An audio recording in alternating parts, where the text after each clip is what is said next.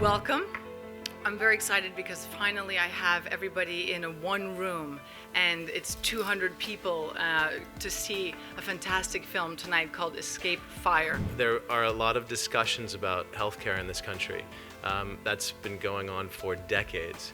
There are a lot of people who come up with the problems and very few people who try to take a stab at the solutions. And I think this film is a really powerful and important first step.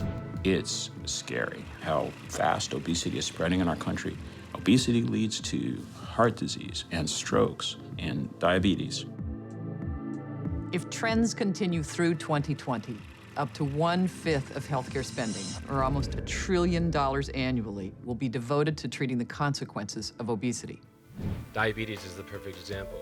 We pay for a diabetic to get their foot amputated when they're 60 or 70, but we don't pay for them to get nutritional counseling when they're 23 or 40 to prevent that from happening in the first place. I really do think we're at a tipping point where things have to change, and I think hopefully our film can help provide a megaphone to the need for change. And I think it's up to us to, if you believe in it. The biggest obstacle to so many issues of the films that we cover is money and politics. The grip that money has on the Beltway right now is really the biggest obstacle. So how have you all thought about what people can do to try to counteract that? Change does not have to come from Washington. Change can come from the private sector, and I think the Safeway story illustrates that beautifully. Corporate environments are providing these incentives, but in the Medicare and the general system, they're not there, and that's a big problem. Insurance companies are starting to follow lead. Kaiser's trying to do that and provide incentives for their customers to change their life. They give rebates. There's a lot of parties that are at fault, in this film. It's not just doctors. It's a system that's perverse, but it's also up to individuals. This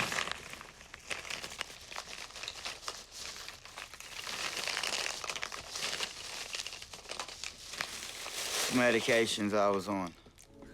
I have chose to get off all narcotics, all medicine, everything. So just take a couple of minutes to kind of arrive. All right, so take a breath.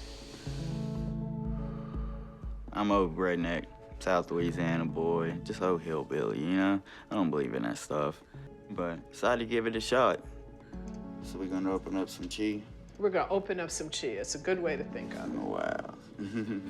Individuals are asking for tests. They want that quick fix. They want, that drug. And I think part of what needs to happen, and I think our film shows that, is there needs to be a conscious shift in America that healing does not have to come from somebody else necessarily. That healing does not have to come from a pill or procedure.